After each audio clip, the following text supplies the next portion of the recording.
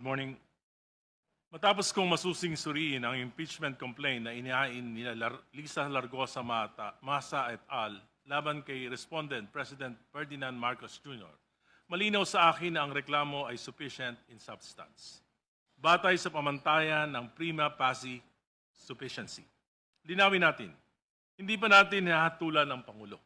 Ang tanong lamang ngayon ay ito, kung mapapatunayang totoo ba ang aligasyon, may nagawang impeachable offense ba ang Pangulo? Ang sagot, oo. Ang reklamo ay hindi puro opinyon o konklusyon. May malinaw, tiyak at verifikableng mga katotohanan. Isang malinaw na halimbawa, ang malubhang kapabayaan ng Pangulo sa pagpayag na salaulain ang pambansang budget ng kanyang mga kaalyado. Daan-daang bilyong piso ayon mismo sa reklamo. Pinayagan ang insertions, diversions at manipulasyon.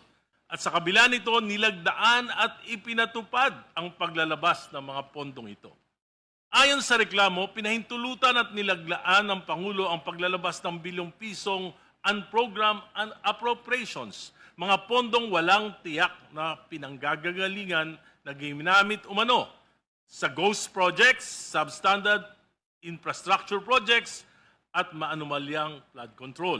Hindi ito simpleng pagkukulang. Ito ay systematic acts na tuwirang pumapasok sa betrayal of public trust.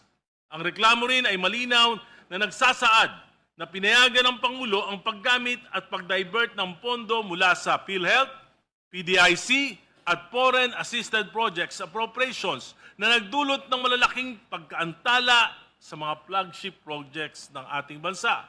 Metro Manila Subway, PNR Elevated Rail at iba pa. Ang epekto nito, bilyong-bilyong pisong nawala dahil sa commitment fees, penalties at price escalation. Ito ay tunay na perang nawala, tunay na oportunidad na nasayang at tunay na pasaning ipinapataw sa mamamayang Pilipino. Ang reklamo ay malinaw na sumasagot sa mga batayang tanong. Sino ang gumawa? Ang Pangulo. Ano ang ginawa? Pinayagan at nilagdaan ang budget, manipulation at anomalous releases. Kailan? 2023, 2024 at 2025 GAA. Paano? Sa pag-aproba ng releases at kabiguang pigilan ang diversion ng pondo. Higit sa lahat, may direktang ugnayan ang mga gawain ito sa impeachable offense na betrayal of public trust. Ang mga aligasyon ay grabe. Tinatamaan ang public interest, sinisira ang constitutional order at winawasak ang tiwala ng mamamayan sa pamahalaan. Kung mapapatunayang totoo ang mga ito, may nagawa